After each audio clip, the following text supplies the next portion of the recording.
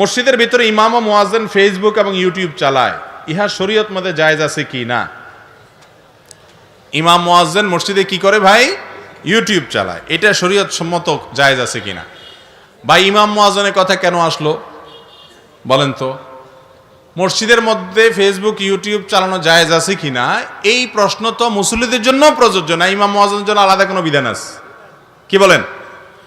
আমাদের দেশে দুই শ্রেণীর মানুষের পেছনে খোঁচাইতে খুব মজা লাগে। দুই শ্রেণীর মানুষের বিরুদ্ধে বিভিন্ন রকমের মাসআলা খুঁটিয়ে খুঁটিয়ে বের করতে পারলে আমাদের ভালো লাগে। তার একটা হলো নারী, আরেকটা হলো ওই বেচারা ইমাম মুয়াজ্জিন। ঠিক না বে ঠিক? আমি একবার মিরপুরে এক মসজিদে 2003-04 দিকে নামাজ পড়াইতাম, ইমাম ছিলাম, খতিব ছিলাম। তো আমাকে এক মুসল্লি এসে বলল, হুজুর আপনি যে হাঁটেন, আপনার হাঁটার স্টাইলটা একদম ভাল লাগে না। তাই বললাম, আপনি কি কোনো পাত্রী দেখতে আসছেন এখানে যে পাত্রীর চলন পছন্দ হলো না? আমার হাঁটা দিয়ে আপনি কি করবেন? তো ইমাম সাহেবের হাঁটাটা পছন্দ হইল কিনা সেটা নিয়েও কি হয়? ফতোয়াবাজি হয়।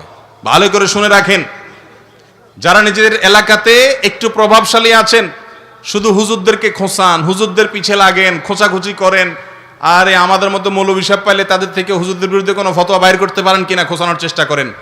মনে রাখবেন, ওলামায়ে কেরামকে যদি কেউ সম্মান না করে, বাপের মতো করে, মুরব্বীর মতো করে সম্মান না করে, বয়সে ছোট হতে পারে, ইলমের কারণে যদি তাকে আপনি মর্যাদা না দেন, নবী সাল্লাল্লাহু আলাইহি সাল্লাম বলেছেন সে আমার উম্মত না। কথা কি বুঝাতে পারছি? এবার আসি মূল প্রশ্নের উত্তরে। ইউটিউব, ফেসবুক মসজিদে চালানো জায়েজ আছে কিনা? যেটা বাহিরে চালানো জায়েজ সেটা ভিতরে চালানো জায়েজ, যেটা বাহিরে চালানো না জায়েজ সেটা ভিতরে চালানো না জায়েজ। এটা হলো শ্লীলতার অশ্লীলতার কথা বলেছি। তার মানে ফেসবুকে যদি কেউ একজন ওয়াজ দেখে, কোনো খারাপ কিছু না দেখে, তাহলে এটা বাহিরেও জায়েজ আছে, মসজিদেও কি আছে? জায়েজ আছে।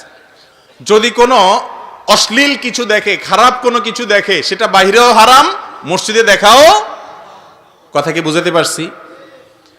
বাহিরে যেটা দেখা নিষেধ সেটা মসজিদেও দেখা যাবে না।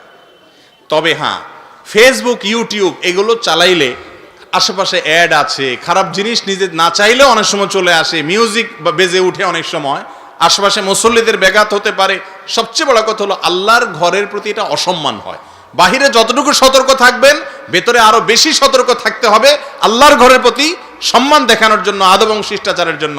আর সেই কারণে মসজিদের মধ্যে এই সব জিনিস না চালানোটাই হলো তাকওয়ার দাবি। তবে যদি ভালো কিছু কেউ দেখে এবং তার দায়িত্বে দেখে, কোনো খারাপ কিছু আসবে না, সে জানে, তার নিউজ ফিডে কি আসে না আসে সে জানে, মুখস্থ সে।